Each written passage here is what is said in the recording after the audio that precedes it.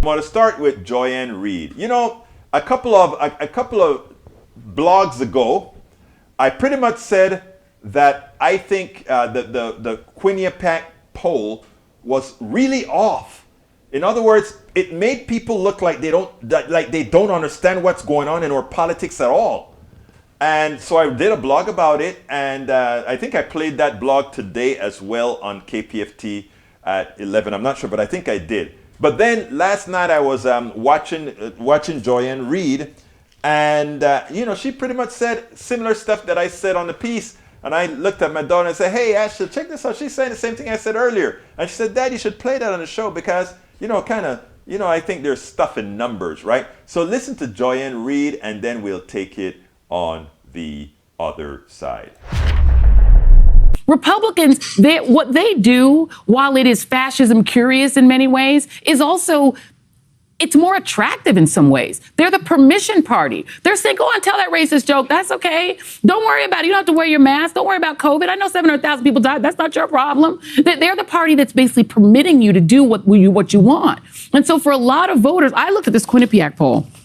Let's go through some of this. The Quinnipiac poll, Biden's down to 36%, 53%. And yet, everything is incoherent about it. 42% of people in this Quinnipiac poll say that Democrats, only 42% say Democrats care about your needs and problems. 54% say no, but more people say Republicans don't care. This whole thing about immigration, border security, inflation, Republicans are pretending that's what's taking Biden down. Only 8% said either of those things are the most important thing when unprompted. Which party would you like to see control the House of Representatives? After saying all these things that indicate that they think Republicans care less about them, more people say, but give them control. None of it makes any sense, Tim. The only way I can explain it is that there was another number in here that said that economic things, only 25% collectively said those are the problem. 75% said non-economic related things were the problem. It's feelsy things. It's that something about this country doesn't feel right to people. And I think that is what Republicans are using to win, is that people just feel off. My Amazon stuff is late. I just don't like the vibe. I don't like wearing a mask. I feel annoyed. And when you feel annoyed, you want Republicans.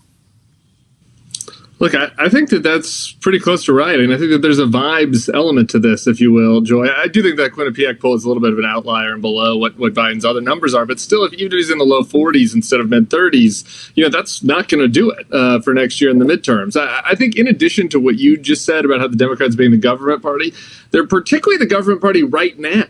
And yes. If you look at the Virginia election a couple of weeks ago, right, if you're a voter in Virginia, you're looking at Washington, you say, well, the Biden's in the White House, the Democrats have the Senate and the House. My governor's a Democrat. The Virginia legislature's a Democrat. So if I'm annoyed about schools, if I'm annoyed about masking, if I'm annoyed about all these various different things, let's give somebody else a try, right? And so I think that there were a number of things happening, in that Virginia election, but I think that we'd be wrong to dismiss that. That's why it's so hard for a party in power in the first year of a midterm anyway. The stakes are so high this time, though. And I do think that my criticism of the Democrats is that there's a little bit of business as usual. Mm-hmm. And that if I were, advising them, I'd say, let's look at the things that people are concerned right now and see how we can signal to them, do everything we can to signal to them over the next year that we're trying to address them. Now, that's not going to change the vibes concern that you laid out, but I think it would help kind of mitigate, this gap a little bit. Here's the thing, Juanita. If Democrats could put the same passion that they put behind censuring Paul Gosar into telling their base that we're going to really fight for voting reform. We're going to really fight for policing reform. We're going to really fight to protect you from those guys because we understand that they want to put autocracy and fascism curiousness and take down this democratic, experiment.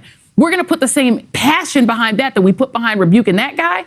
I think they'd be in better shape. She hits the nail on the head.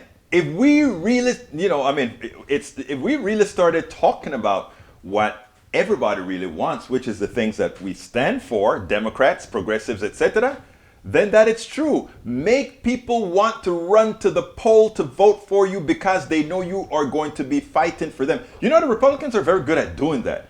They don't really fight for you, but they tell you they're going to fight for you. And they tell you about the issues. They know that their sect are really into the abortion thing, of course, unless their daughter get knocked up. They know that they're really into into criminal justice, of course, until their kids gets involved with shooting a gun or in drugs. You know, they know that their people are into all those things that they want other people to pay for. They know that, right?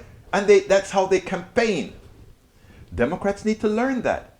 And when Democrats learn to do that, they can't lose. We spend a lot of time deconstructing the news, trying to parse it into a form that everybody can understand. We try to find those little nitpicks where it flies above the fray, etc.